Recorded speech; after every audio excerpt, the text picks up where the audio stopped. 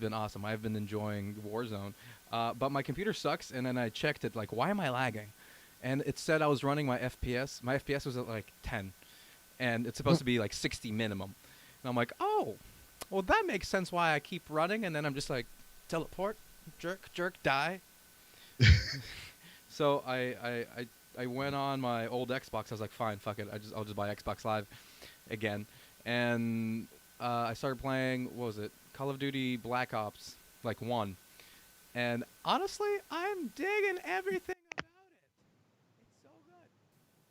it. It's so Uh-oh. good. It is so good. It does that. It just refreshes it. It's fine. I think I just killed you. You did? No, don't kill me. I kill myself plenty, especially on Call of Duty. Yes, exactly. Oh, have you seen one of my videos I posted of me just kamikazing? I just do that all the time. Just I forget my shoot and then just head first into the ground. I'm like, well, good thing I respond. Yeah, I've been watching like little video clips of people playing that are actually good, and when they flying in on the parachutes and stuff, they killing people in the air before they hit the ground. I'm Yeah. just like, this is ridiculous. See, this is what I try to do. I think I'm good. So I'm falling down. I'm like, cut the shoot, pow pow pow with my little pistol, pow pow pow, and then I don't recognize where the floor is, where the ground is. So I'm shooting and then I die, and I was like, oh, you You know deserve what's funny? that. Hmm. I say, you know what's funny now? Now you're doing the laggy ninja mouth stuff. No. Oh, all right, it's fixed itself now. Okay. Well, I guess we're both It's laggy good. ninja. I guess we. Oh, I'm gonna be like that forever until I get a new computer. I am the same way, my friend. Like my computer is doing well enough for, uh, like, I mean, for my graphic design, all that stuff, it works out well. But anytime I start doing like video editing or start to add some real heat to the computer, man, I Yeah. gotta wait. I gotta wait. That's why most of my videos are very simple. Simple transition, simple little text here and there. I don't want to overload this thing. She's Yeah. all I got, man. She's all I got.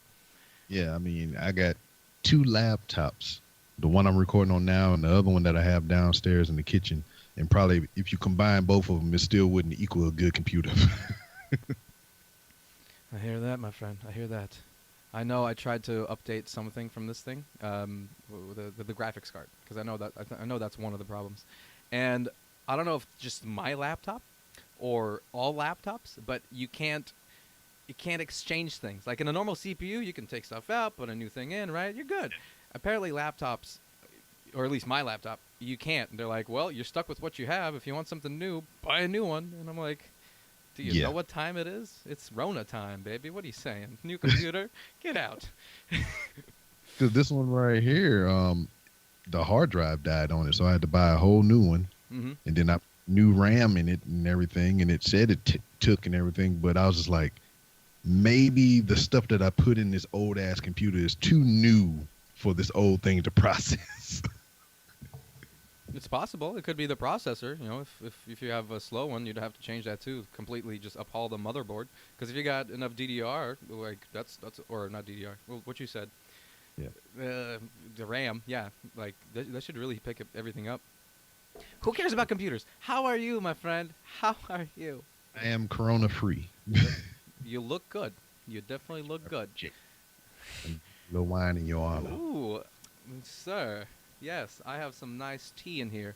We'll pretend the microphone is our hands, and we're just gonna. Oh, there we go. Oh man, I don't have my cup. Let me get it. Let me try that. Let's do it. Let's do it. We're gonna do Yep. it together. Oh, ooh, oh, yes. Mmm, See, I was already done. pimpin', baby. Oh, I know we've been jibber jabbering talking about video games and stuff, but I have an official intro, and that's changed over time since you've been here last. So I'm gonna go ahead and kick that, introduce you, and we'll just pick up where we left off, I guess. let's do that.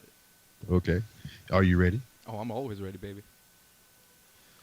What up, everybody? This your boy B Rob, and I am back with another edition of the Random Rambles with Rob podcast. First and foremost, I'd like to thank you, the listener, for coming back each and every week, or however you listen to podcasts. If you're a first-time listener, I appreciate you oh so much during these trying times for giving me a try. And if anybody recommended it, goddamn. If anybody recommended you to me, go ahead and give that person a elbow bump, because we can't give crisp high fives right now, given the situation that we got going on. And shit, I don't even think you're supposed to be giving them the elbow bump because you're supposed to be 6 feet apart, social distancing. So to alleviate all that stress and trying to figure out how to give this person an elbow, a high five, or anything, just take your cellular device or whatever have you and use your social media app of choice to give that person a well-crafted DM and tell them thank you for recommending you to me. Speaking of social media, I still got some more left in me. Hold on, I'm get to you. Uh, Speaking of social media, you can find the Random Realms with Rob on many social media platforms to include Twitter at 3R Show, Instagram at the 3R Show, Facebook, just search the Random Realms with Rob, or go to facebook.com/3R Show. And you can go to YouTube. I got some videos there. Just search for 3R Show. And for anything that I may have missed, you can go to randomrob.com. I kind of feel like Ace Ventura, on the movies when you take the deep breath and he go through his whole monologue about who's the killer and shit. He'd be like, and that's why you do it. And that's why. But joining me is a 3R Show alumni. I looked up the log today, and the very first time this gentleman stepped foot virtually on this show was November 16th, 2016. Ooh. And then shortly then after that, November 26th of 2016. We've kept in touch via social media over the years. I think I called him one time. He was asleep on the side of the road in his car. That's true. And he's just been a delight. I'm glad to have met him in any circumstance and whatnot. So joining me, one lovely human being, the mane of hair still glorious and gorgeous as always. He had a cut somewhere in between 2016 and now. But joining me once again on the show, Andrey Psyche, the almighty Psyche. Because I can't pronounce your last name properly. And that's why we go with Andrey Psyche, because nobody knows how to say my last name, and they won't probably. So we're going to leave them with the Psyche. Yeah. It's really great to be here, honestly. I've missed you dearly, and yes, I'm glad you did give me a call on the side of the road, because it was a nice little wake-up call. And I was like, oh my gosh, what's going on? What's happening? Yeah, because like between the time that you were on the show and that time where I placed a call or whatever, you was doing you planned a trip to do like a little tour with your music and everything. You planned on even the West Coast, venturing into I think the Central States, then making the loop back around. But plans change. Life happens and whatnot, and you just kept it totally on the West Coast from what I remember. But I don't know what it was that day that I called you. I was just I don't know. I don't even remember the context of the conversation. I just know you was in the car asleep. And I was like, I need to call this dude for whatever reason. I do that from time to time. I just be thinking about people and I feel like I need to call them. So that's what I did. So I gave you a call and you was like, yeah, man, I was sleeping. Maybe I was telepathically calling you, being like, Rob, I'm in danger. I'm in grave danger. You need to wake me up so I can leave this spot, or the wolves are going to get me. It was like The Shining and shit, right? Honestly, I've never seen The Shining. I'm sure. I know. This is the normal reaction I get. Okay, so have you seen the continuation, Dr. Sleep?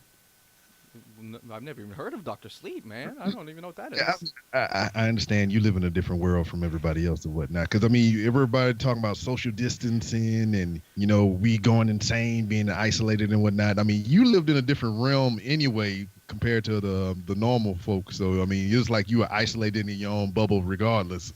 So it doesn't shock me so much that you hadn't seen The Shining or even knew what Dr. Sleep was. But I still find it hilarious.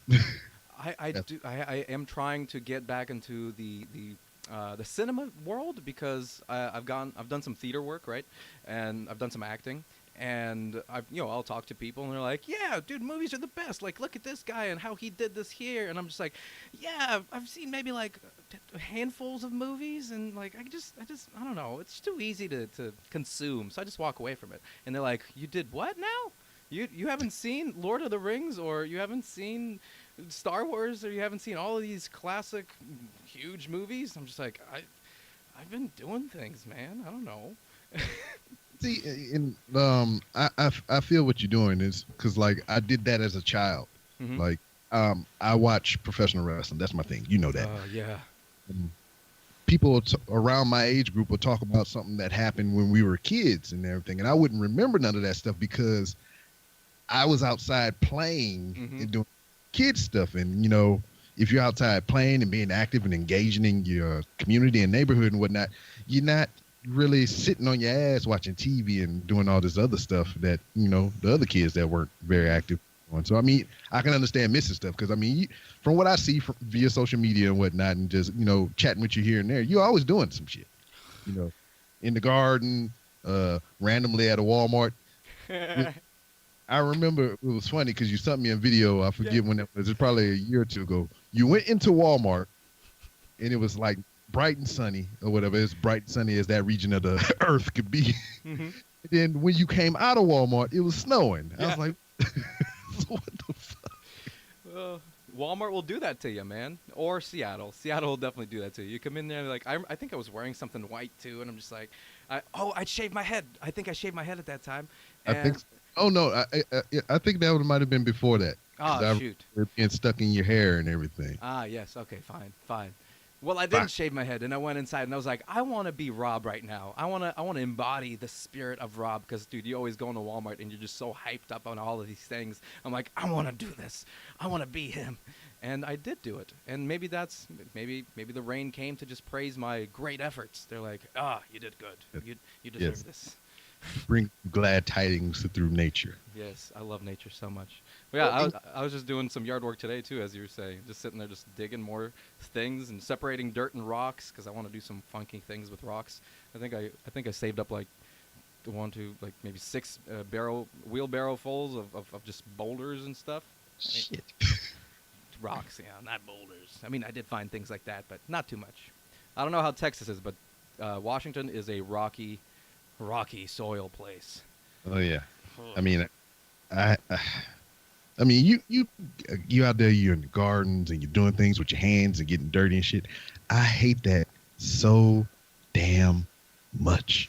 It was. I'm kind of lucky that my wife picked this house that we're in right now because this is her first home, and this is the very first home on our house search that we found. And I told her when she came in here, I was like, "Don't fall in love with the first house we see because we got other houses to see." And damn sure she came in here and it had everything she wanted. They got a pool in the back. They got a movie room that I'm sitting in right now. She's like, I want this one. I was like, okay, we got other houses to see. Go to the next house, only two of two. And she's like, I want the other house. I was like, all right. So, but her picking this place, since we have a pool in the backyard, the grass is just like very minimal. It's just really small. And the front yard not that big either. So I ain't got to worry about yard maintenance and all that stuff, which I didn't have to worry about anyway because I have a 17-year-old boy that don't have a job. So you go out there and grass when I feel like it need to be cut. Mm-hmm. But I just hate it so much. The tree in the front yard, I guess we have to have it there. But if we didn't have to have it, that bitch would be gone. Right now I'm in works with my wife to freaking pull all that grass out the back and put some astroturf down. I don't want none of that crap. That's so funny. I love that you say that. I had the same dream, I mean, years ago, because I was like, why do I have to do all this yard work? And like, it's a huge time commitment. And then, I mean, I don't know what happened. There's a transformation. Like I completely transformed as an individual. And then like now I just find so much beauty and so much peace. I sat there all day, literally burying a hole I already dug because I was trying to. We have an irrigation system that's malfunctioning. It's not. It's supposed to be automatic, but it's not because there's a connection that's loose somewhere. So I dug like, oh god, like 80 yards. Okay, I might be over exaggerating, but a lot of yards of dirt to find out that the line goes underneath the concrete, and all my digging was for nothing. So I was like, well, let's go bury it. So as I was burying it, I was just separating from the rocks, and I spent my whole day doing that, and it was just very peaceful, very, I had it was meditation. So I was like, yeah, this is dope. So, Well, but that's the thing. It kind of worked in your favor because, I mean, you being the creative individual you are, you found, the silver lining in this dark cloud. He was like, Mhm. you didn't want to go out there and you dig this shit, but in the midst of your struggles and whatnot, he's like, "Oh, I got rocks. Yes. Do some things with these rocks." So I mean, Yes. it wasn't for nothing because you found a use for your purpose. Exactly. I completely agree because I was digging for a while, and even digging is nice because you can you can turn your brain off, and for me especially, it can be very useful at times because this thing can start going like a million miles a minute, Mhm. and I can find myself in the realms of just agitation or anxiety even from time to time. But I've learned how to deal with that through these ways and sense. So I'll go out there and I'm digging and just zoning out and just like don't even know how like time passes. And then I Mhm. remember I was dumping these rocks into the wheelbarrow and I was like, it's heavy work. Maybe I should separate the rocks first. And then when I did, I put those rocks along a fence and it looked fucking stunning. Okay? And I was like, shit, dude, this is a valuable resource right here. And all I gotta do is just separate this mess, this dirt, and turn it into soil and rocks. Oh my gosh, and now it's valuable for everybody. I can plant in the soil and I can make shit with the rocks, or at least put along a fence and make it look pretty. Yeah, and then you know what I'm thinking about through all this time or whatever because we first made our interactions in 2016 and whatnot. Um, I don't English not your first language, is it? No, no. Exactly, and like hearing you talk now, and getting to hear your voice, your English very much improved from the first time that I talked to you up until now. Have you noticed that, or is just hey, this is my everyday voice? It's too funny. So I remember in 2016 when we last talked, I just came from my world, Mhm. whatever it was, man, whatever it was. We talked about it last time. I found God, and weird things were happening, and then I spent like 3 months in Russia. So Yeah, you girl and all kind of stuff. Well, I won't say girl, a woman. a woman, and then another woman, and then another woman, and I was just like, okay, chill, bro. What's happening here? A very highly energetic moment of my life there. It did a lot for my, I don't know, life.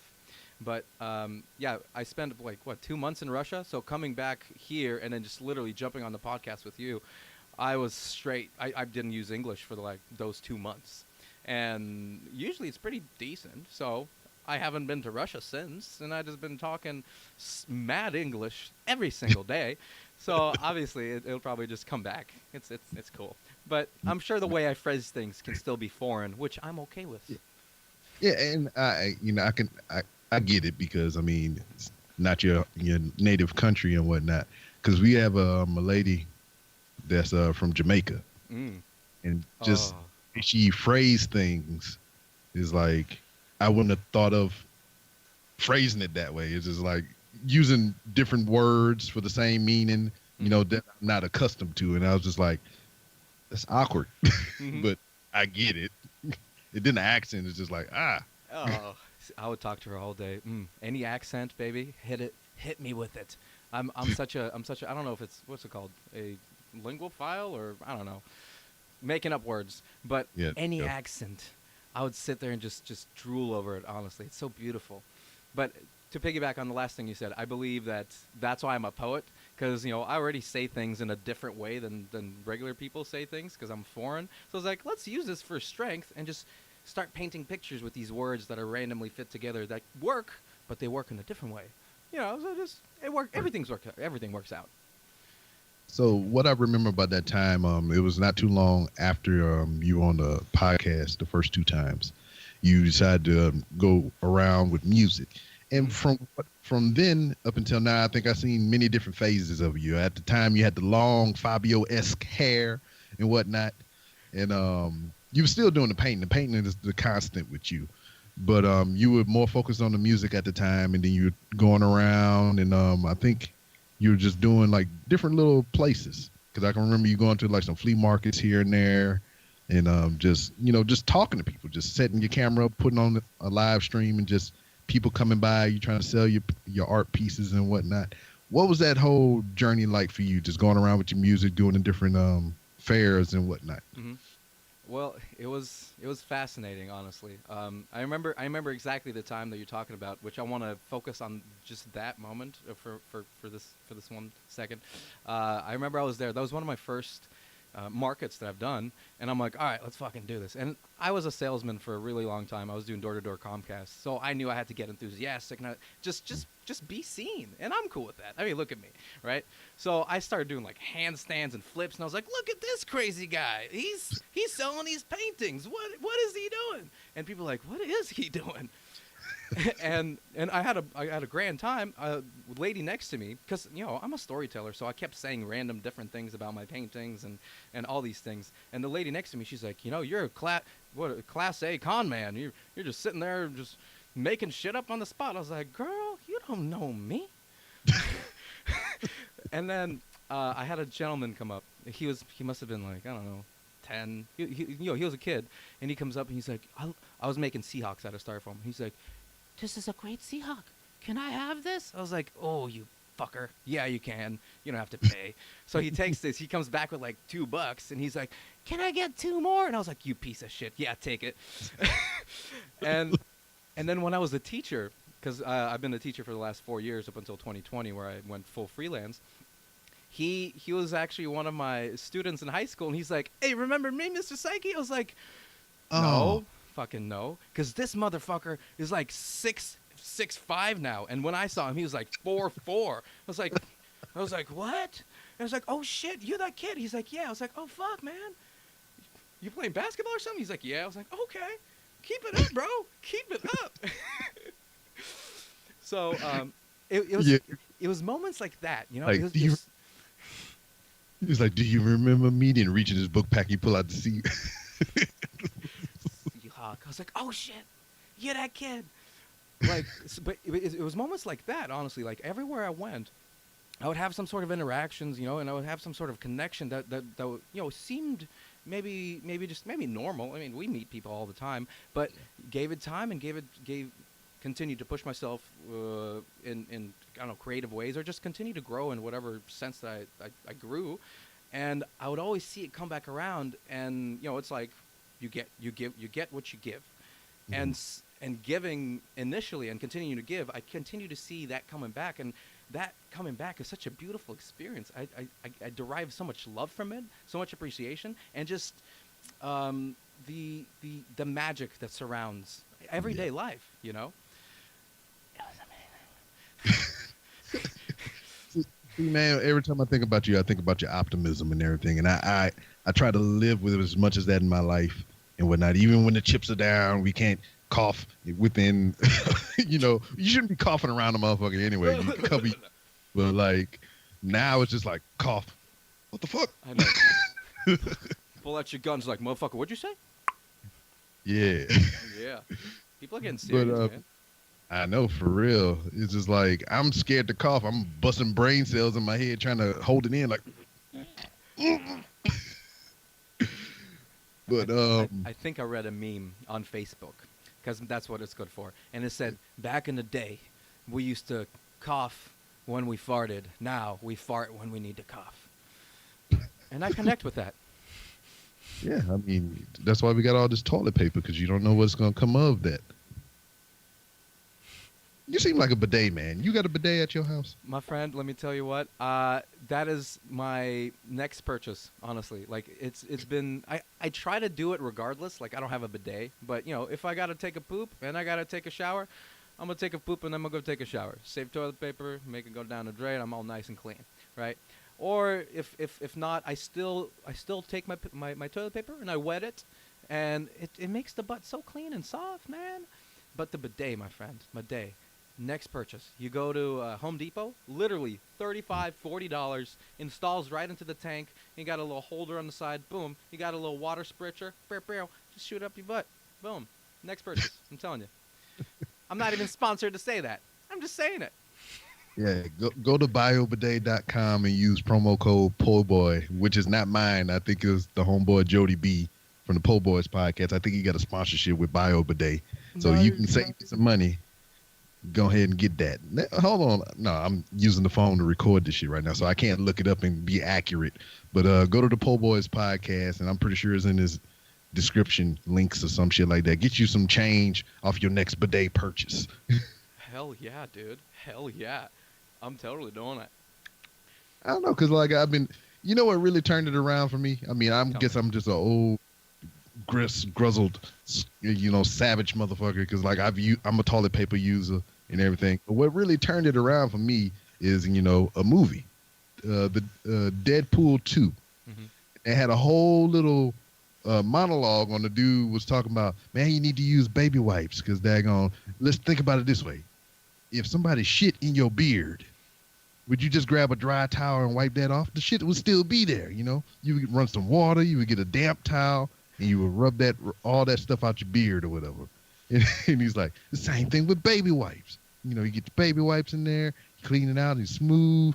And then if you just want to get rid of some of that extra moisture, you can come behind with the toilet paper. Mm-hmm. But baby wipes is the way to go. You flush them in the toilet. You know, and he had the whole campaign pitch. I wonder who was sponsoring that Deadpool 2 movie. But I was like, my wife used baby wipes, and she's a pretty smart person. Mm-hmm. Why ain't I using baby wipes? Mm-hmm. So I just been on the baby wipe train ever since. I completely I agree with you. I would sit there for minutes and minutes just toilet paper wipe, because you got to check, because you got to make sure it's clean. Toilet paper wipe, toilet paper wipe, toilet paper wipe. And I'm just in there like, I got podcasting to do. I ain't got time to be Oh. But sometimes it's like a brown marker that just never quits. You just get there for like 10 minutes. And you're like, what's happening here? I know it pooped. There's nothing left. Why is this still brown? I hear you. Yes, the best ones are just the plastic coated ones that just bloop and you wipe and it's like, no, there. I just had just that one right now. Just now. Literally right before I was like, I got to take a dookie. Drop. What? Babe, just clean. Just soft, clean. I need to figure out what I'm doing to produce that, because I need to keep doing that so I can keep doing that. Get them greens, baby. Get them greens. Eat your fats, your healthy fats, avocados, ghee, right? Get your greens, your I don't know, beans, tomatoes, potatoes, all that good stuff. That was another thing that you was doing, like the green diet and the juicing and all that stuff. You still keep up with that? Yes. So in the past, I was very adamant. I was like, nothing shall tarnish my body. Like, and I was very adamant about it. We'd go out, to a restaurant with friends, and I'd be like, "You got anything organic?" They're like, "No." I was like, "I'll have water," and everyone's like, "You," and I was like, "I don't give a fuck." and I understood that it was just I wouldn't allow myself to be tarnished, and now I realize that even that everything can be an addiction, and everything we can become attached to anything, and if I am anything, is this a person who is not attached to anything. So I spent about 5 years just like green juicing every single day religiously, and if I didn't get it, I would feel like I'm missing out and I'm gonna die. I was like, oh no, I didn't get my nutrients, I'm gonna die. And maybe like 6 months ago, I was like, you know what? I think I'm dependent on this health. Let me see if I can just walk away from it for a moment. And I stopped doing green juice. I still ate healthy.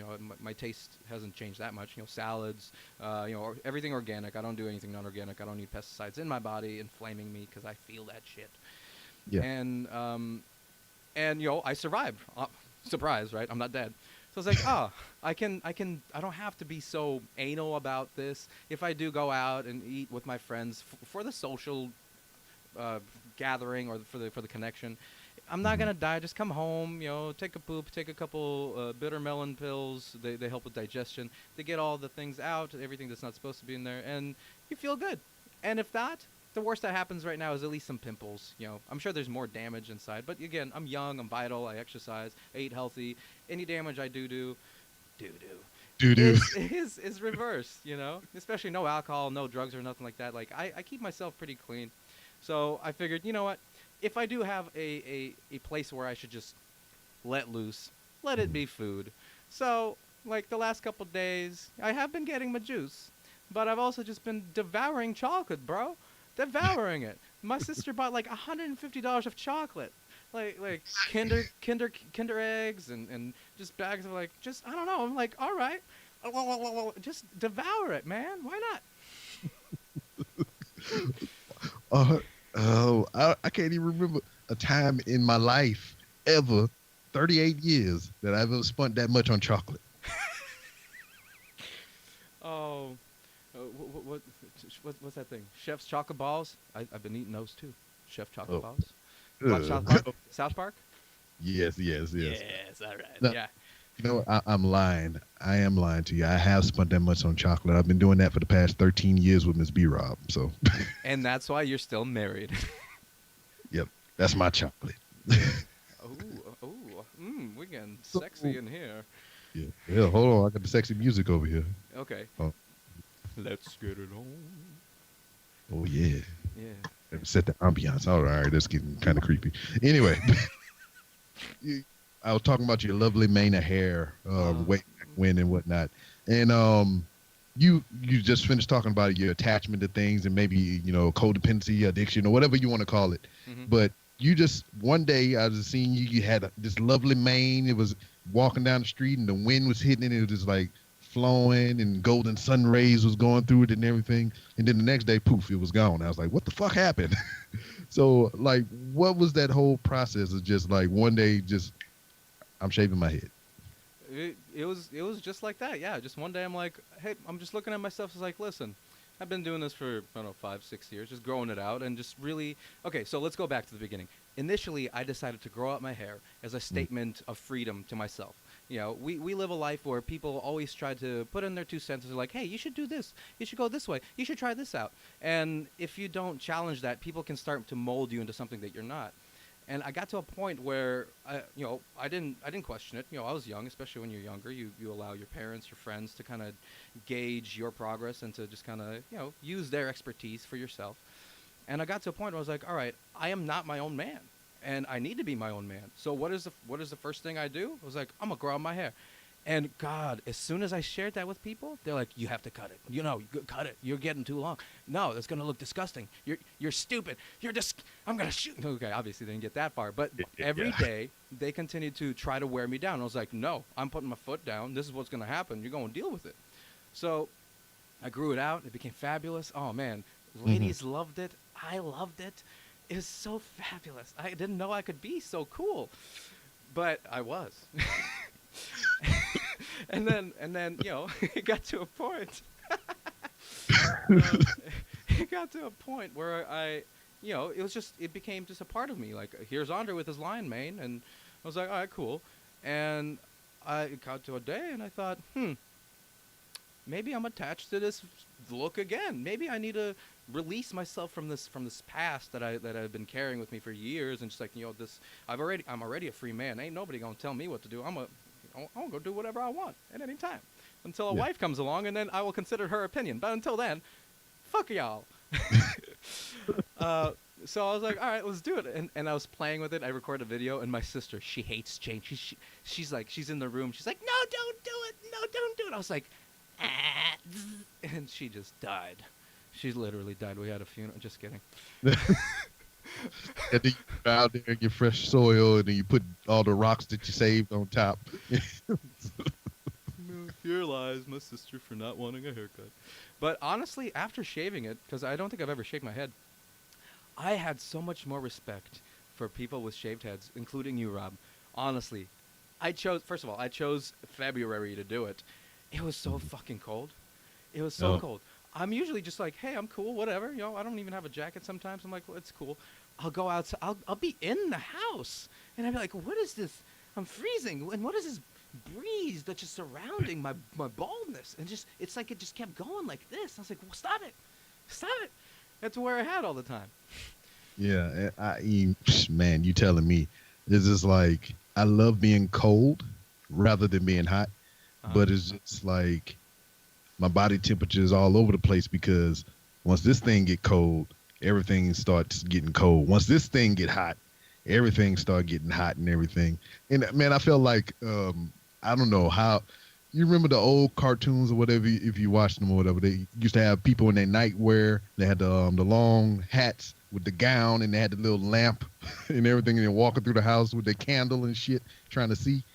Dog, I found myself being that guy because I would get cold, and I would put my beanie on, and I'd just be walking around in my little shirt and my shorts and stuff, and I just like, well, I have my phone then because we don't have candle shits. No.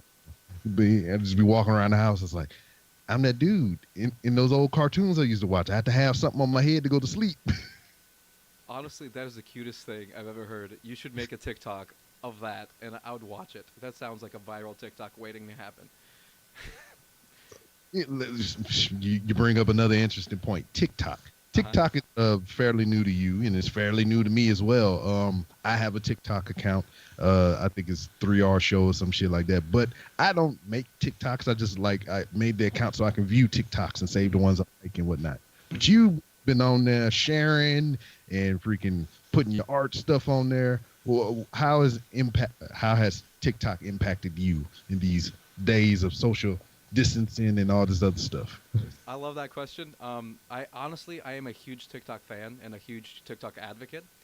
When I got on there, like my students, they're like, "Hey, check this out." I never heard anything about TikTok until my kids just showed it to me. I Yeah. was like, "This is pretty neat.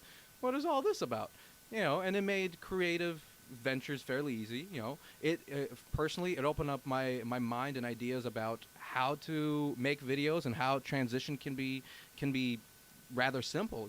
Up until that point, I thought in order to have a transition, you needed some fancy technology and you had to like, I don't know what you needed. I thought it was too complicated. But they're just like, all you do is just you're here and then stop the clip and then just fall in, and then boom, it's like you fell out of nowhere. And I was like, oh, that's magical. So I started using it, just like, why not? I'm creative all the time. Why not use this creativity to spread the rest of the creativity so then people can get inspired?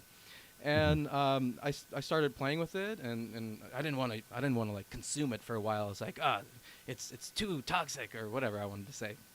It's another thing to get addicted to, and I was like, yeah, fuck it. So I started watching it, and God, the community of people on TikTok is so wholesome and so just creative driven that it it it, it shadows every other social media, in my opinion, because the goal of TikTok is to show your talent, to show Mm. your authenticity. It's like, here's what I am, here's who I am. Yeah, there's trends, but those trends involve, hey, here's me dancing. When was the last time a man was allowed to dance, right? Socially speaking, right?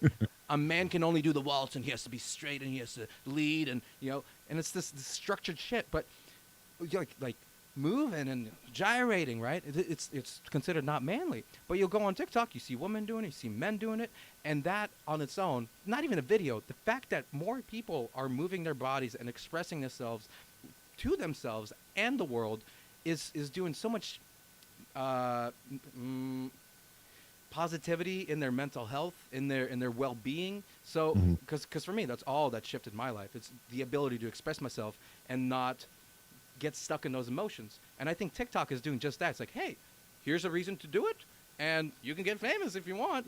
There's always a little thing. It's like, hey, chase the carrot. But the gold is the fact that you're already doing it and sharing with the people.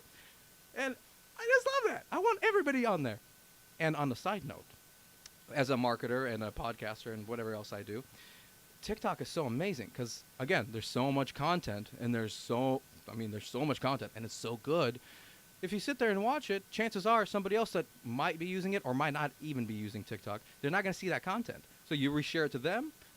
People are engaged with your, brand, whatever it is, because you're giving valuable information to your audience. And Mhm. you don't have to make it. You're just like, oh, TikTok, that relates to my audience, like for you, WWE. Take that, Yeah. share that. They have that. It's still on brand, but you did what? You just entertained yourself and then shared it. And Yeah. it makes our job so much easier. So it's like, it's a win-win for everybody, honestly. Very yes. That's very valid points. Very, very, very valid points.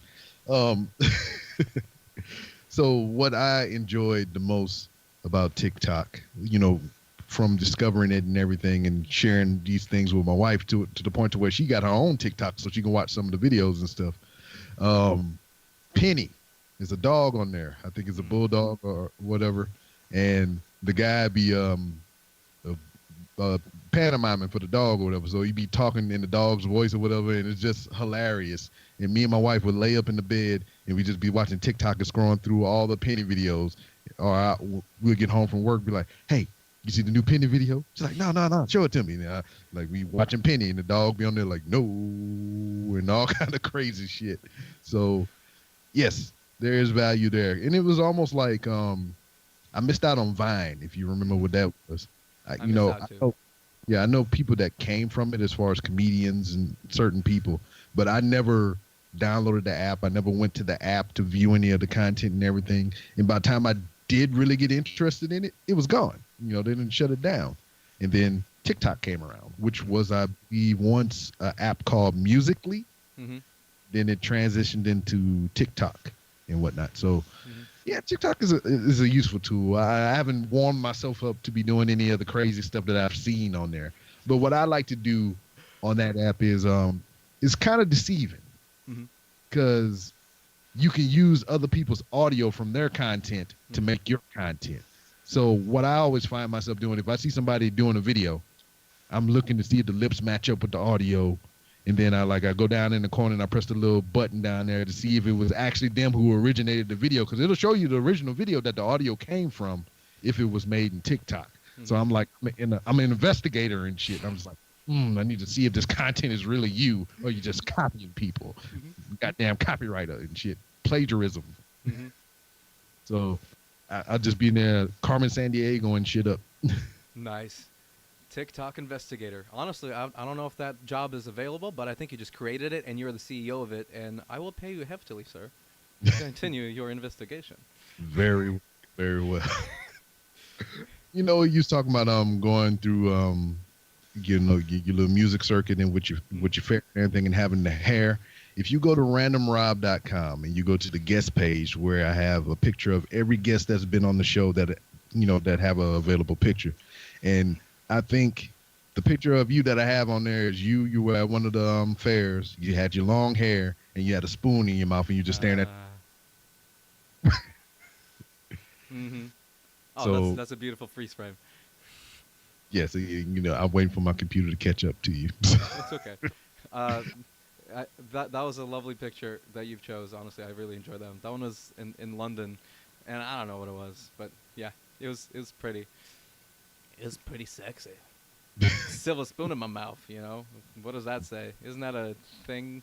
That's a saying, right? You're born with a silver spoon in your mouth. Yes, That's a thing. I guess it is. I don't know.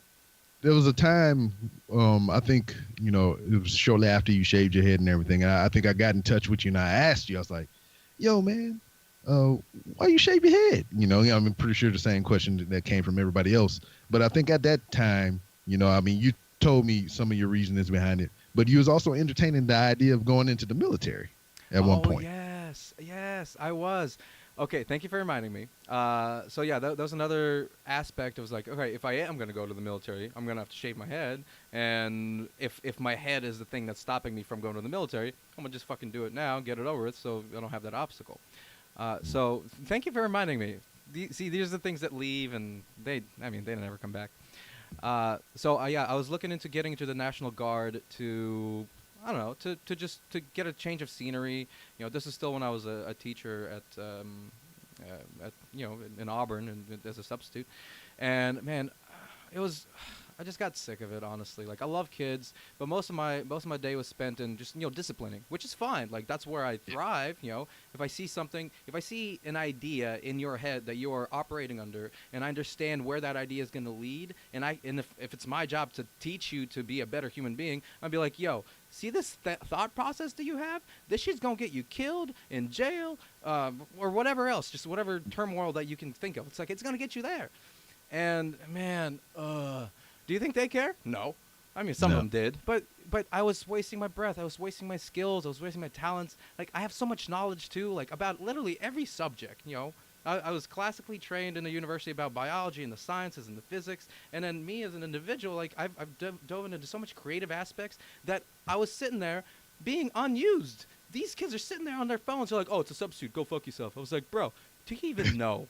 Do you even know? I could change your life like that if you just had an inch of passion, an inch of dedication. I could transform your fucking life. But do you care? No. You see a dude just sitting there getting a paycheck for watching kids. Well, I got tired of it. So I was like, I need to change the pace. I need to change the scenery. And what's the best thing, at least for Andrey Psyche? Well, I like extremes. Let's go from normal life to the other end, which is military. Yeah. At least at that point. So Very. right?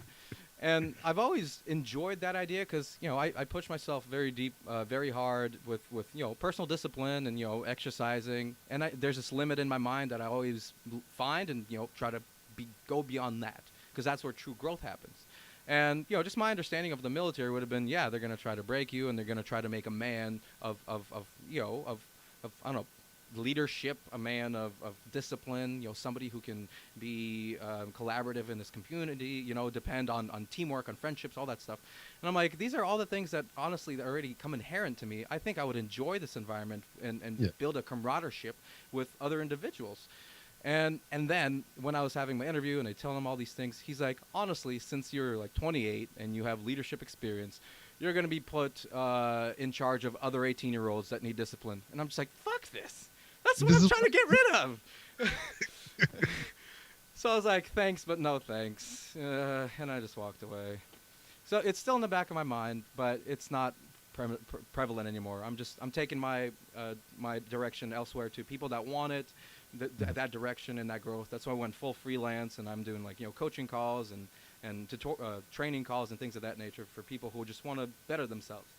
And at least at that point, they come to me and they're like, "Please teach me," and I was like, "Yes, I will. Thank you for listening." Oh man, that's amazing. It is just like, I mean, and I know the frustrations that you have with, like, trying to give somebody the knowledge that you possess. Because I mean, one, I have 3 kids, so I mean that's just an internal struggle in my own little bubble and whatnot. And then the last years that I was in the military, I was in a teaching position. I had to teach people the job that I'd done in the military. Mm-hmm. So most of those kids are coming right out of boot camp. So they're 18 and 19 years old and all kind of stuff. And, we get the curriculum, battered into them, like discipline, learn, here's what you're going to do these things. And, we don't have a problem with that. Mm-hmm. But what I lacked, me personally, when I joined the military, was somebody telling me the outsides of, of what could happen. Like, you got your 9 to 5. I mean, that's a given. You're going to go here. You're going to do the same thing just about every day. You don't have to worry about what to wear because you wear a uniform. You wear the same shit every day. So it was like, don't go to this car dealership because they're going to charge you 23% APR on a goddamn piece of shit car. Or, this is how you open up a bank account. And I mean, something outside of the level that my parents taught me already, because I mean, they set me up to make that walk out the door and, be my own man. Mm-hmm. But, being on the other side is just like, okay, they taught me how to do this, but we never had this conversation about paying taxes or damn, how to get insurance or a light bill, where to go to get my tags for my new car. And, we never really had those conversations because my parents gave me a car, which all that shit already taken care of, So when it came down to me being away from home, being independent and getting another car later on, I was like, who the fuck I talked to about this? Mom? And they can't help me because at this point I'm in North Carolina and they 18 hours away in Louisiana. So like, how the fuck, so you got to learn how to do it yourself. Mm-hmm. So that was some of the things that I enjoyed doing, outside of the curriculum, thinking and preparing them for, what would be their life as an adult, pretty much going forward. My main concern was, because it happened to me, but, I don't regret anything that I've ever done because I love where I am now. Mm-hmm. So if I changed too much of what I did in the past, it would have veered me off somewhere else that I may have not as liked as much as where I am now. Mm-hmm. So I give that to them. So like, hey, I was 18 years old, graduated high school, but I got a girl pregnant. Mm-hmm. And while she was pregnant, I joined the military. So I missed the pregnancy. So that created animosity between us. And then I missed the birth. And then I had to go back because of the military. And then 9/11 happened. So I got knocked up again because I thought I was going to die and I wanted a son. And then I had to leave again to go do training, which I missed out on that pregnancy because of that. And then, it's just all those different things that I tell them that, and, all kind of, just hardships because some of them may have not been brought up in an environment to where they were lucky enough to have a mom and dad like I did.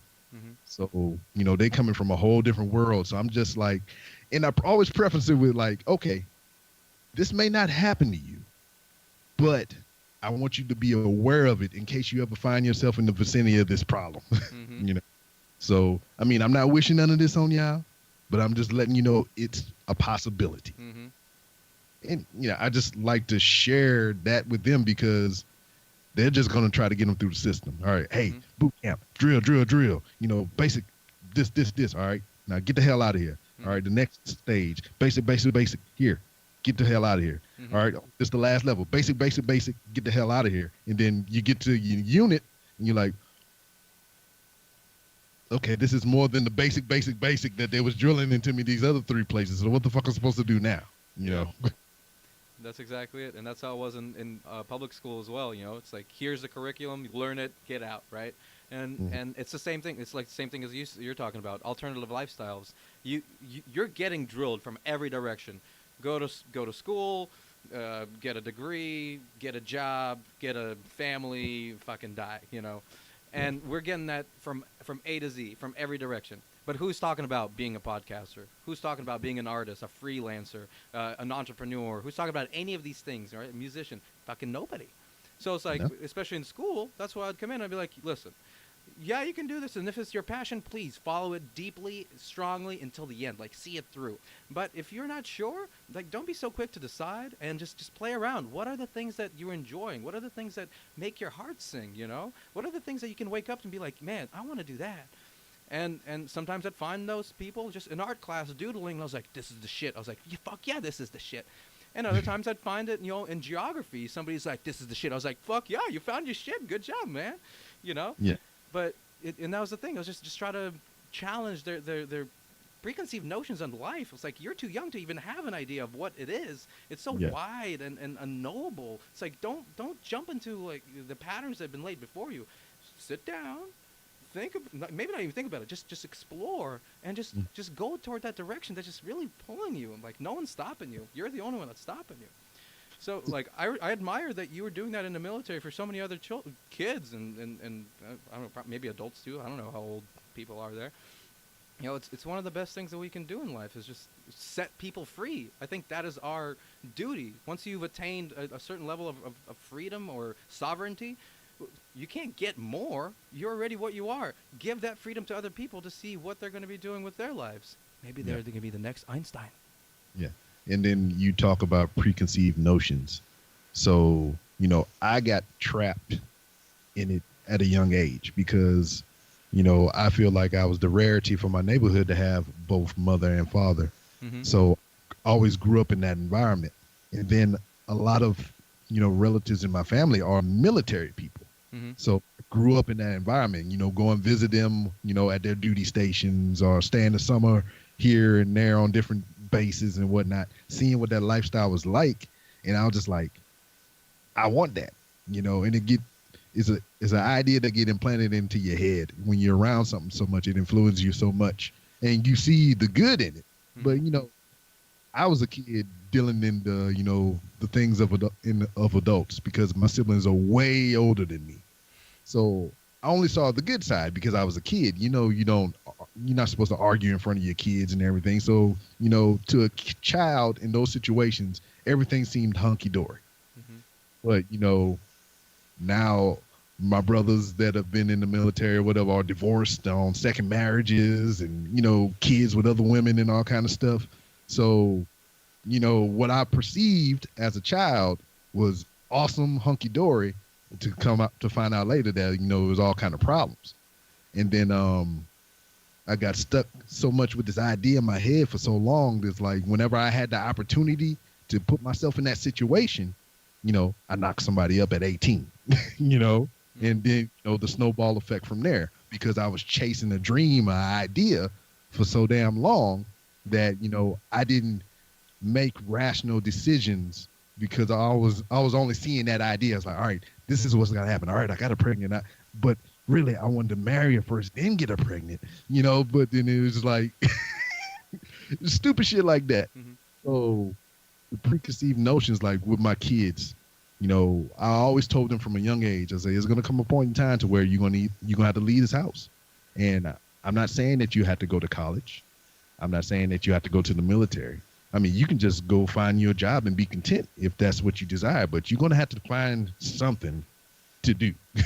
because you ain't going to stay here. You got to get the fuck out.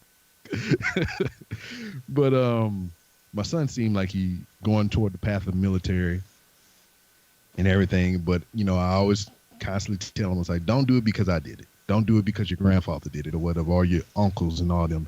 Do it because it's something that you want to do. And I constantly tell him that.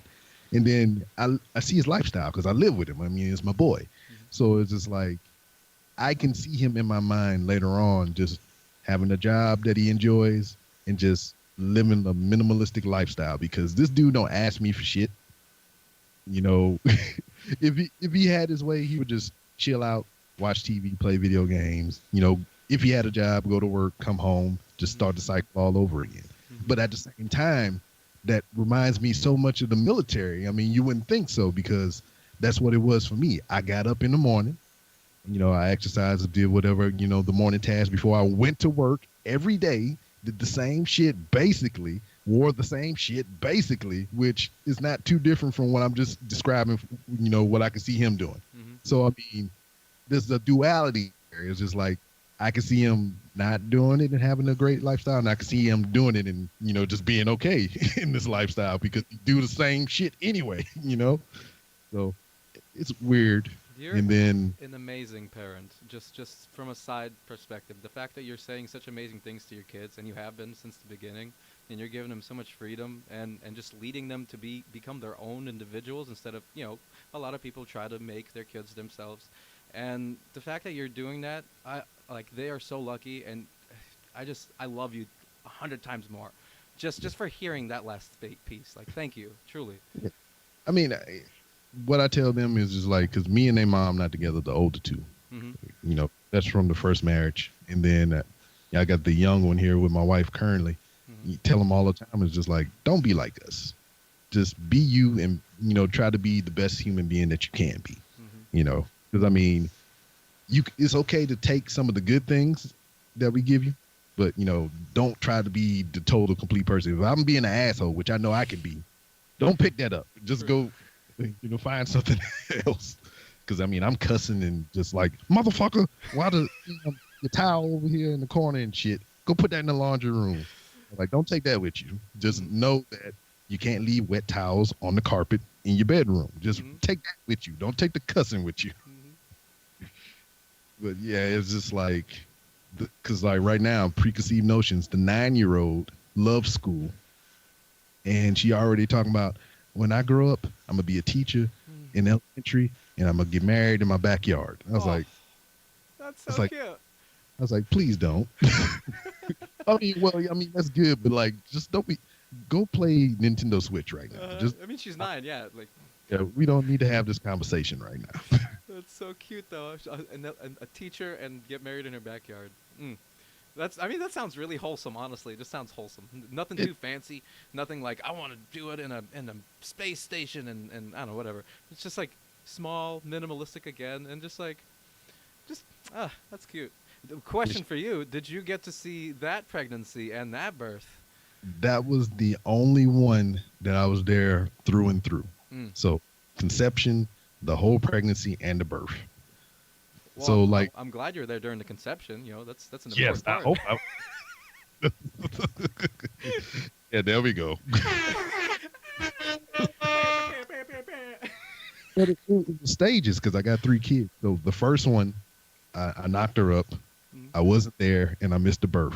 The second one, I knocked her up. I wasn't there, but I got to see my son being born. Mm. And the third one, I knocked up, and I was there the whole time, and I got to see the birth. So it was a different levels all 3 times. Mm. Mm. Leveling up each time, yo. Experience gain, bam, final form, Rob. Unless Yeah, that's the there's final form another. because I ain't have no more goddamn kids. Okay, I was gonna say unless there's another one, who knows? No, no, no, no, no, And no. it's like, no, don't even say that. Burn some sage. Release that from the air. No.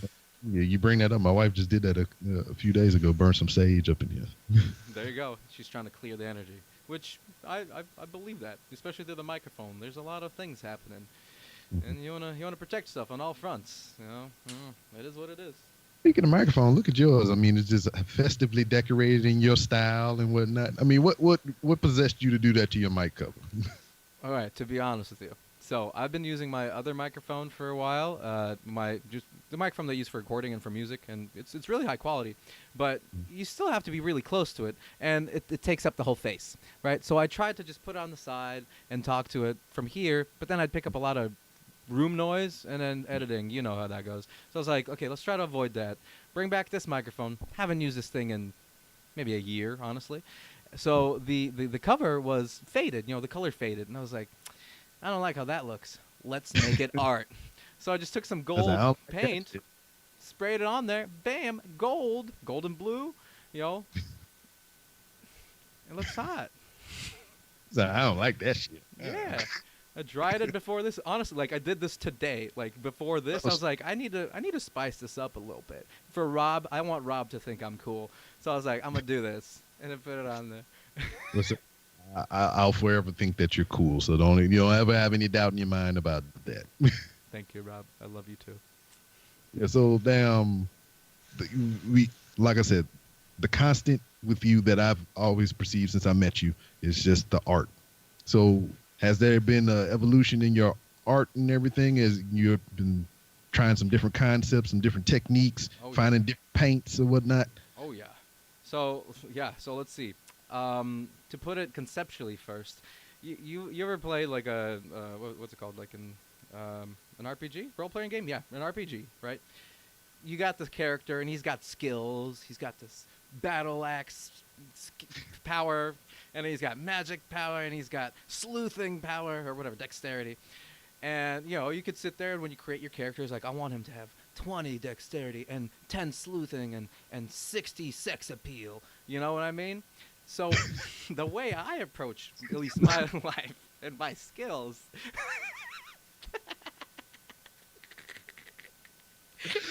Talk about that. I mean, you got the short hair now, then you got the mustache. You got these big aviator shades on. Oh shit. I'm a freak, baby. So side note on this look, I was doing a comedy stand-up show. I was hosting a comedy stand-up show for Valentine's Day, and I was like, all right, how could I be like, because I was hosting it, so I was like, how could I be like a host, scream sex, maybe to a bad point, and just really own it. And this was it. And I was like, I really like this. I'm gonna stick to this for a while. So here I am, all freaking 70s porn stash, just ready to do some sex, man. Let's do it. If you're listening on the podcast and you're not watching this, I would highly suggest finding a live stream and looking at my face. Okay. And so back to the story. So I'm sitting here fiddling with the knobs of my creativity. So my approach is, here's art. Let's push it up a little bit, and then instead of maxing it out and just like really mastering it, because I get bored really easily that way because it's too monotonous in my mind. So I'll push up painting a little bit, and I was like, ooh, let's take music and push it up to that same spot. Ooh, and then I keep pushing that with every single one of my expressions or just skills or talents or whatever. So then they're pretty even, and then I was like, oh. But this one taught me more about this one, so I'm going to push this one up a little bit, and then the cycle continues until I gradually just increase as a whole being instead of being just really good at one thing, jack of all trades kind of thing. Yes. So as with the painting, obviously it evolved in many ways in the sense that I started just splatter paint, Jackson Pollock, abstract expressionism. Take paint, stick my hands in a bucket, just drink the paint. Just kidding. Don't drink paint. That'll kill you. And then just throw it on the canvas. And then finding, I don't know, ideas in the paint and finding interesting concepts in the paint, almost like Freud and Carl Jung. Just kind of read the subconscious. Use the painting as a mirror to my soul. And I carried that concept throughout everything. Use that for music. Just diddly-dee, play some guitar, add some vocals to it. And lately, what I've been noticing is I've moved away from physically painting to more do more digital art, because at that point everything's right here. I can create concepts, and if I wanted to, I take it digitally, I put it up, and then I can use the digital concept to create something live. So Hmm. I've been seeing a lot of intermingling between my skills, where before I wanted to keep them pure, like Yeah. before, even in my diet and in my lifestyle, and now I'm just allowing all the things to just kind of coalesce into one thing and let them get dirty and nasty, and whatever dirty baby comes out of that, I want to love that baby. I want to love it as it was my own, because it is my own, and I will raise it to be a full-fledged human. Oh man. So now, like, just still just acting and storytelling, that's been the greatest one, because it's been a part of everything: visual storytelling, right? Music. What am I trying to say? What is the vision? What is the mission behind it? How can I express it? I love talking, as you can Hmm. see. So I was like, all right, my latest one is like I said, the coaching and the training and the podcasts and being involved in the community and really making that bond with people. Because Making making that dirty art baby. dirty art, baby, truly. I found out, last thing, and then I want to, yeah. Um, I found out that more recently, it's been at the forefront of my mind. If if you want to be a good artist, right? You create to a point of understanding what creation truly is, and then take responsibility for your own life and create and make your life the masterpiece, or use your creative skills to turn your life into the art. So then you can start changing things instead of colors or hues or gradients. You can start Hmm. saying, all right, what do I want my life to be, and how do I want to structure it? And this can go as far and wide as into government, into politics, into world domination kind of thing, right? This is my life. How do I want to experience it? So I've been diving more into the psychology of things and the relationships, because that is the biggest thing that, honestly, even regular arts, for music, paintings, is to make somebody feel something. Well, I can fucking do that in many ways. So now let's kick it up a notch and see how we can, uh, you know, bring something beautiful to everybody somehow. Yeah. I don't know. So I mean, you have your art, you have your music, you have your paintings and everything like that. You also journeyed off into the literary world as well. I mean, you had a couple of books that you put out as well, right? Yep. Two books, Expedition of the Psyche, which one is philosophy in nature, where I break it down. Just I guess my understandings of life and what got me to this sort of thinking, to this sort of individual, and just very frankly, just state, here's A B C D E F G, whatever. Just kind of maybe capture my rational process of how something influenced me to get somewhere else, which I'm hoping other people can connect, and if they're having similar problems, or just want to grow in a way that would be useful for them. And then the second book is Space Between the Crests and Shadows, and that one is it's more of a poetry book, a more like mysticism poetry. I'm a mystic. I love the freaky in the world, and I love the unexplained. So I've been dwelling, diving. I've been living there, Yeah. and for the poetry book, I just took a moment of my life, whatever it was, whatever inspired me, and I tried to capture it visually and emotionally through poetry, and just really paint a picture that someone can feel and just live through that, and just connect either that pain or that love, or that expression. And I feel like if you can hold on to that emotion, and just feel it up front in your heart, you can start molding it and playing with it and turn it into something that into something, and whatever, it's something that you want to play with it. Okay. Yeah. So I've been enjoying it. I know I want to do some more writing, but I don't know, maybe a screenplay, a musical. I want to write a Oh, musical. oh. Yeah, I Yes. mean, that seems about right. Yeah. Now, you talk about doing musicals and having some stage time and whatnot. How do you feel that your writing has helped you when you've done your comedy specials and your improv and all the other stuff that you've been doing on stage? Hmm. Well, I mean, honestly, I felt like the right step to bring me to that spot, because again, to to have been a writer, you need to understand the writing process and what's being said and what's being expressed. So that when you're actually acting somebody else's writing, you can easier get into the script and then embody the character that they're portraying, as well as being a performer and a musician. You have to go outside of yourself and just really be comfortable in your skin and doing wacky, crazy things. And I mean that's what acting it was. Like my first acting gig was Rocky Horror Show. Never seen it before, never even heard of it before. All right, get on stage in your underwear. I was like, you got it, man, you got it. I would have did this anyway. Yeah, exactly. He's like, this is my normal day-to-day life. You don't have to pay me or nothing. Which funny fact, I did some nude modeling just for the fuck of it, Yes. and I went in there, took everything off, and I'm standing there all naked. And honestly, the feeling of playing music in front of a crowd, original music, is much more vulnerable than just standing there in the middle of the stage with your goodies out. Like truly. So if you're a musician and you're trying to find some work, just take your clothes off. It's so easy. It's way easier. Way easier.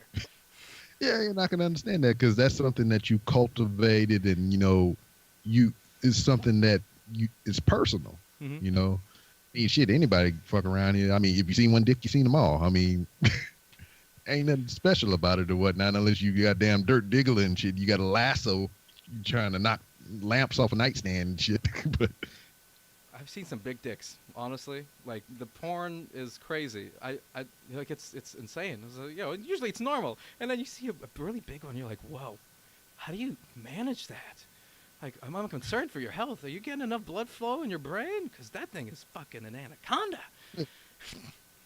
yeah, I mean, we can't be taboo about these things or whatever. Because I mean, I've watched plenty of porn myself, but it's just like, do they make underwear that that can cover all that? It's just like you just walking around. You got friction burns from your jeans, and you can't even. There's some points where you can't even wear some shorts if you rocking like that. So it's just like kilts, bro. Well, fuck.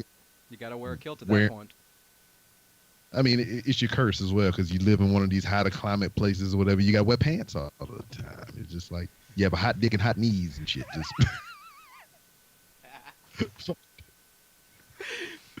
No, this is so funny. So Pornhub Premium's free, and everybody know that, right? You get a Pornhub Premium free for 30 days, I think, or something like that. Yeah. Thank you, coronavirus, for giving us free porn. I haven't signed up, but doesn't mean you shouldn't. Is that? Yes, yes. If you use promo code 3R shit. Yeah. Hey, we should call them up. Be like, hey, Pornhub, we talk about you all the time. Just give us a promo code.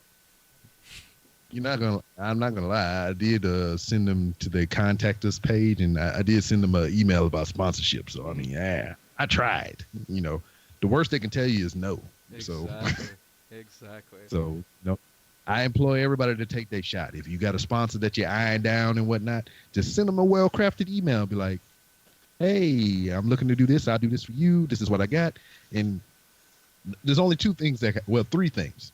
One, they reply and say yes. Two, they reply and say no. Or they just don't say shit. Mm-hmm. So we like saying no. So, I mean, at least you tried. Exactly. No. I completely agree 100%. And it's so simple. I hear so many podcasters or so many just creators. How do I get a sponsor? How do I get money from my art? It's like, bro, have you tried just calling them? Like, there's no script to this.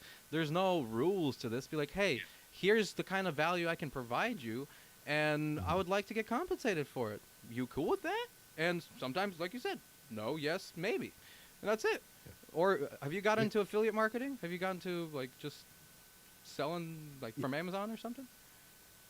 Yeah, I got my links, my affiliate links on that. I got affiliate links for Hooks, Rubs, and Spices. I got affiliate links for Pod Decks. Nice. And then I got my promo code random for bluechew.com. Heck if yeah. anybody's interested.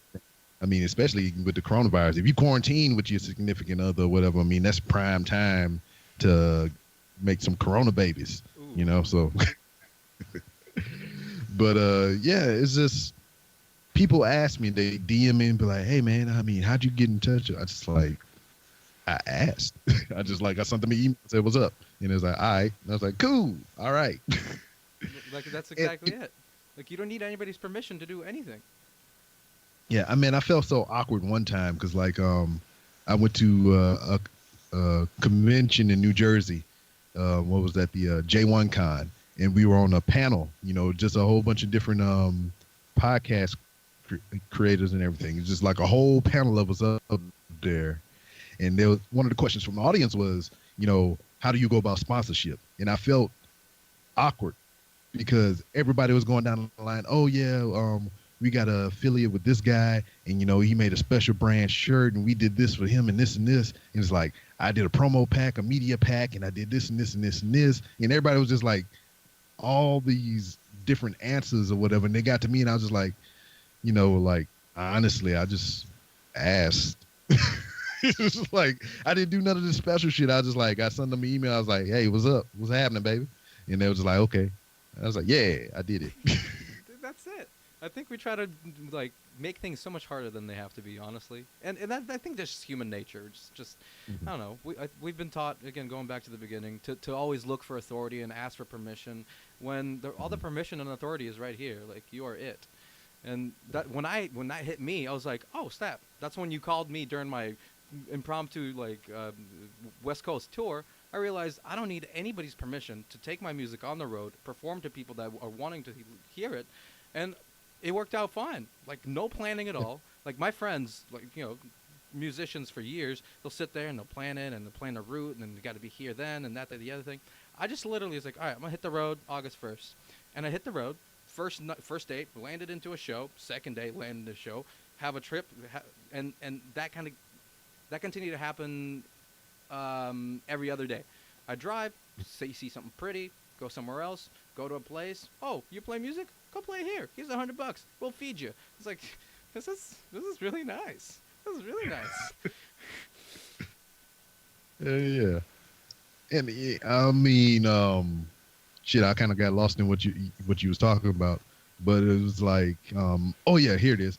My homeboy right now, dude that I was in the military with, he got out, and now he has produced his own brand of ammunition for pistols and whatnot, Black Rambo ammo, and he's having a trouble with his bank, I guess, or the people that do the credit card information for his website, because he has a professional website that he was going to sell the ammo through, directly from him.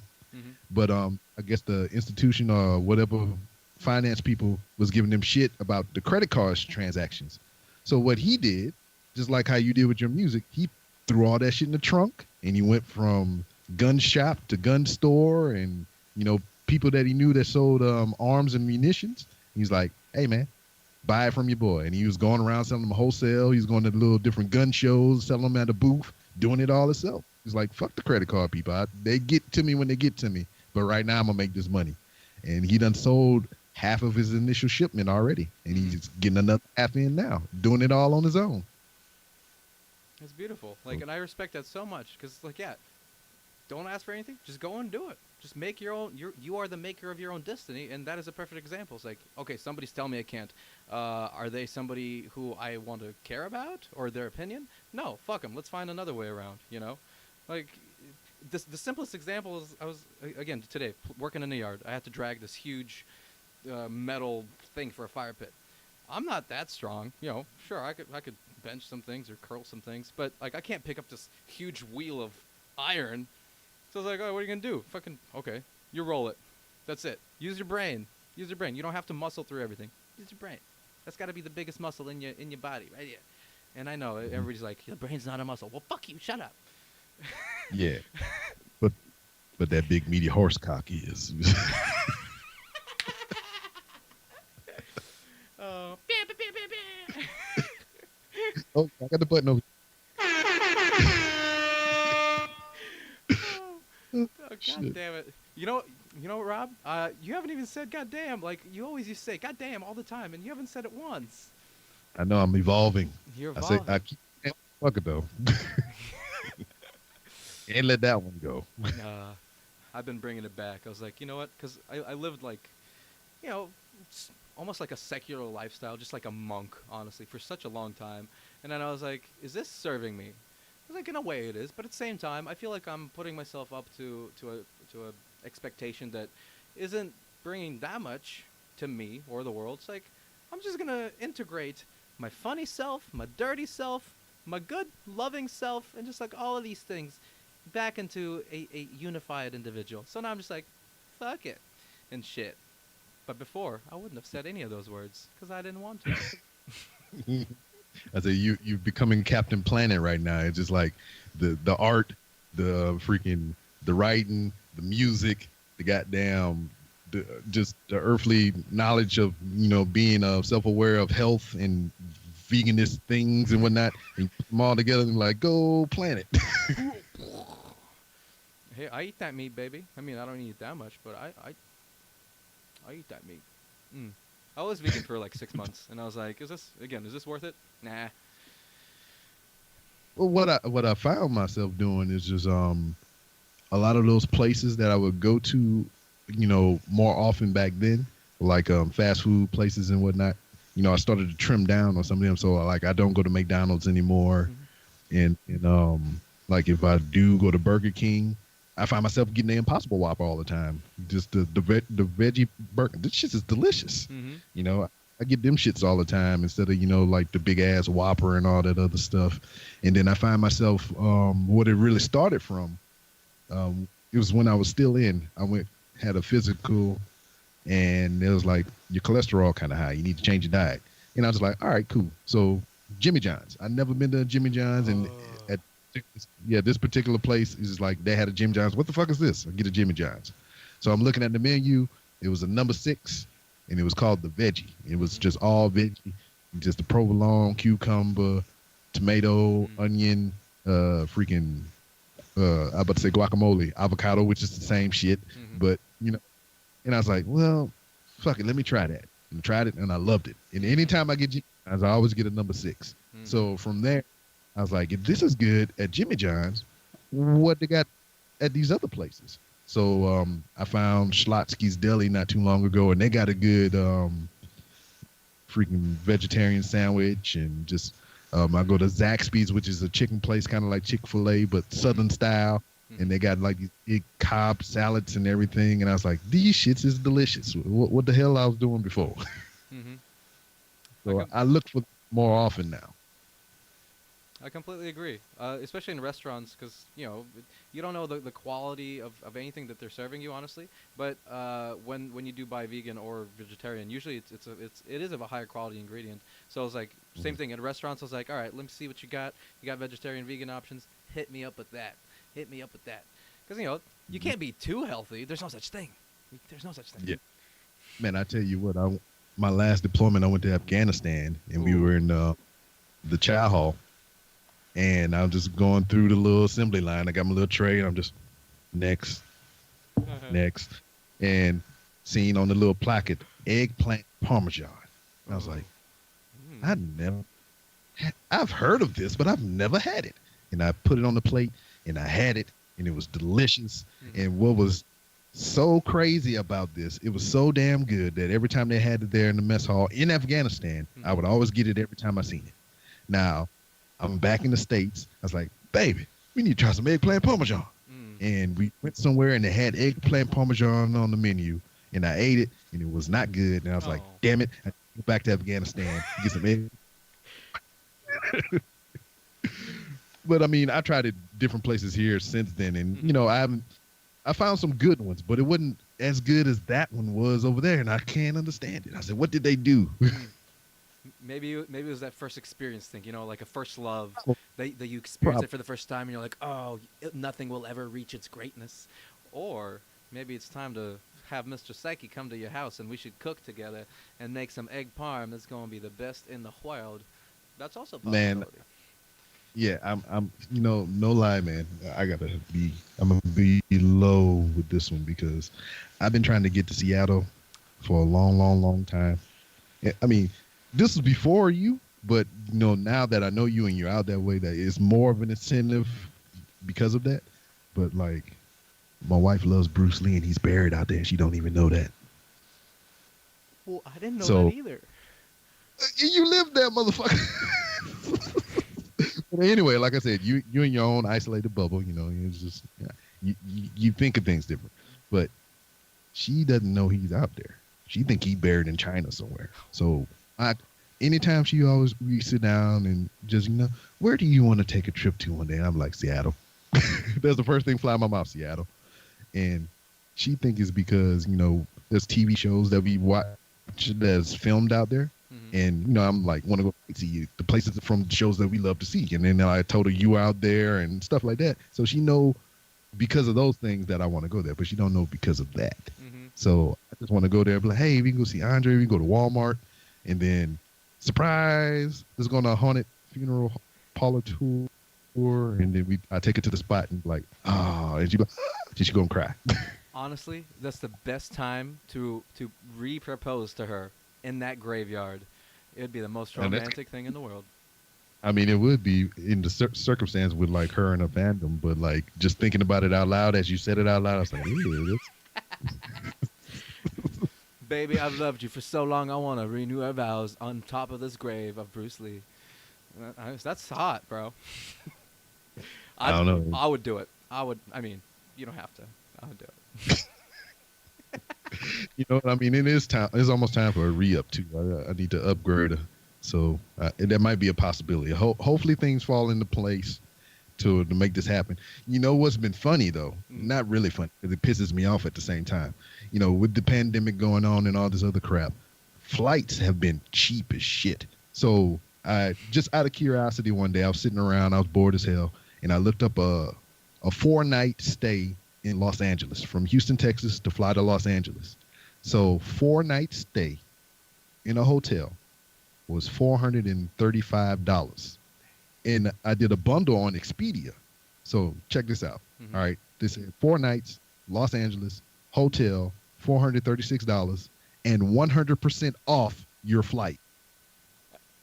Okay, that's cool. 100% off. It's a free flight. You just fly for the hotel. Yeah, I was like, what the fuck? Bro. And I was like, I should have did it, but I had other things going on, and I don't want to never pull the trigger on something that'll put me in a bind later. Mm-hmm. But I wanted to do it so bad because it's like, when am I gonna fly to Los Angeles for 4 nights with a free plane ticket in a hotel? I was like, man. But I say that to say this: I looked up other places, $132 round trip to all these different places. I looked up Seattle, still a goddamn $1,000 for 2 people. I was like, what the fuck? We're not said, what that do you do? cool. I said, from what I perceive, it's raining and it's dark, dumping glory all the time. They're trying to keep you away. They're trying to keep us apart, Rob. They're trying to keep us apart, and no, we won't let it happen. No, I won't let it happen. No, I'm gonna make it. I'm gonna make it. Mark my word. Damn it. Let me get my pencil. I'm gonna mark them. I'm gonna mark them on my wall. Marking. Like, damn you, Corona. Oh. Yeah, let's get the food for the Corona.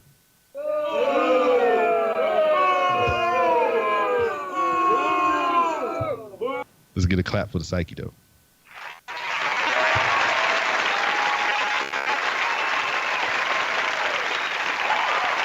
It's extended. It's still going. And you get a horn in. But can we also get surprise, a clap? Ooh, I like him. I like that one. That was one of my favorites. Yeah, but I want to clap for you. Can we clap for you? I want to clap for you. Oh, I love you so much. You need a clap. You need all the claps. I don't want the clap though. I've had that once upon a time, and it was not. It sucks so bad. But I mean, it was fortunate about the situation. It was curable. So I mean, that's a plus. So here's a quick story about the clap, because I too had a clap, yeah. And I didn't know I had it for like 3 years, literally 3 years. What? Yeah. Well, first of all, like I was celibate, so thank God, still celibate. Cool. Okay. But so I had the clap for 3 years, and then I decided to go, donate sperm. I was like, fucking, why not? They'll pay me. And they're like, cool, yeah, your sperm is awesome. We'll buy it. And then they called me the next week. I was like, ooh, you got the clap, boy. And I was like, What? I haven't had sex in so long. I haven't touched a human in so long. How could I have the clap? You had it. It's like, fuck. And then they said I had to wait a year to redonate. But I did. So they fixed it, and then I kept donating, and I made like some good money for my seeds. So I might have babies running around the world already. I don't know. I don't know. I mean, that's crazy. Did they make a movie about that with like Vince Vaughn or something? He was going around finding all the sperm he donated and shit. Oh, I'd watch that, because I would do that. Like, I told him, I was like, listen, you tell them exactly who the sperm donor is. If they're 18, if they want to meet me, tell them. I will hang out with them. I will give them the love that they might have never received, or give them more love that they even received. I will give them the beauty. And how cool would it be to just see all different, genetic replicates of you come back to you after 18 years of just growing up, and see if any of your bits remained in their bits, even though they lived a completely different lifestyle outside of even your teaching. You know what I mean? I think it'd be a great experiment.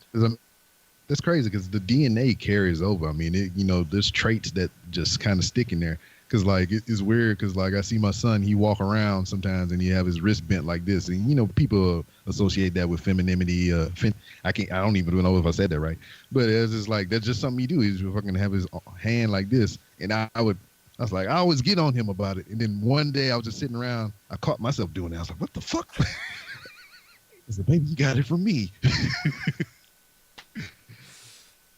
You know? But that's the all-time question: nature versus nurture, right? So in this case, definitely nature, right there. Right? Yeah, I get all three levels from my kids. It's like the oldest one. I guess if I have any anger or rage or angst in me, that's in the oldest one. The middle one, because like a lot of things just blow by me, and I'm just like I don't give a fuck a lot of times. I got a lot of I don't give a fuck in me, and that's embodied in my boy. And then like the young one is just, I want to do this, I want to do this, I want to do this. And I can see that in me, the creativity and whatnot. So it's just like all my different daggone, I guess, the embodiments of me are just like in different vessels and shit. And I was just like, oh.